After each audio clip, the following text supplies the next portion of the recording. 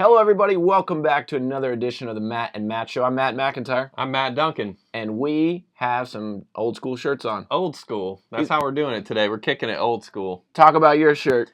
My shirt is the Everybody Wins shirt that was 2 years ago when we were in 5 markets. This year we're in 13.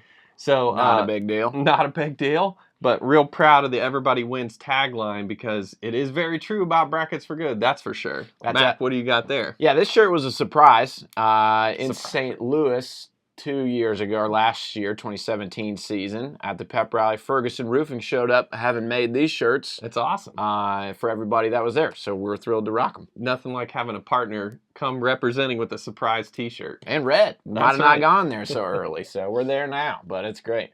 So speaking of, shirts and everything going on, we got to talk about the contest everybody's excited about. Right. Everybody wins, and this is your chance to win an additional $50 to support one of your favorite causes in Brackets for Good. It's the High Five contest. If you follow along with our social accounts, if you watch, of course, the much acclaimed Matt and Matt Show, you've seen us promote the High Five contest, and entries are still being accepted all the way until the end of tomorrow, where we'll select 10 lucky winners. Yep, 12th through the 15th. Make sure you get them in. Again, if you need details, you go to bfg.org/highlights right here on the blog. Watch what we did to put a great promo video together.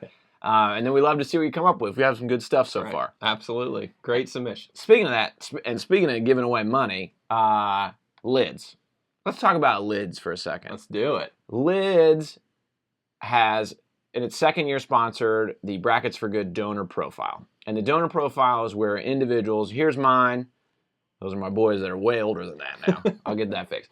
But the donor profile is where individuals are enter everything about them, so the nonprofits they give to can steward them after the fact and follow up either mobily or via email or address or whatever. And Lidz has helped us really come up with a great way to incentivize that. So not only were people incentivized to complete their donor profile, but they got a great offer from Lidz. That's right. They got $5 to donate onto their favorite charity. And we also use that donor data in the spectate views. So if you've been on the site, it's a great way to see if your alma mater's leading, who's got the most first-time donors, who's the most generous gender, what zip codes are leading. A lot of great information there being displayed. Great stuff. And so the $15,000 that Lidz gave away in Brackets for Good is already gone. Unbelievable. Already gone. Can't believe it. So excited. But this is where that offer was, and we'll certainly talk about that. But you brought up a great point. where does this donor profile information exist? And let's just jump to an organization, Blossoms of Hope, that participated as well. And so what I've done is just gone into their donations report, remove some sensitive information so I can show you what this looks like. But this is what you want to click, right? This XLS download of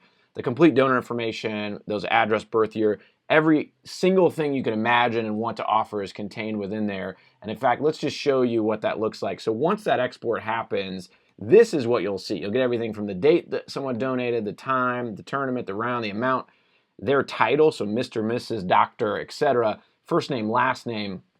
You also start to get into stuff like, whoa, excuse me, there's a lot here. Donor email, did they use the memo line? Were they a first-time donor? Did they donate from a mobile device? What gender are they? The generation, their birth year, the school or university they went to, the company they work for, their address, city, state, zip code. If they opted into any of those volunteer opportunities you presented to them after the fact. So once they completed the donation, did they opt in? Same thing with board seat, mobile number, did they share it? Their ethnicity, household income, and then, I'm going all over the place. And the last one, of course, is highest degree of school or education as well.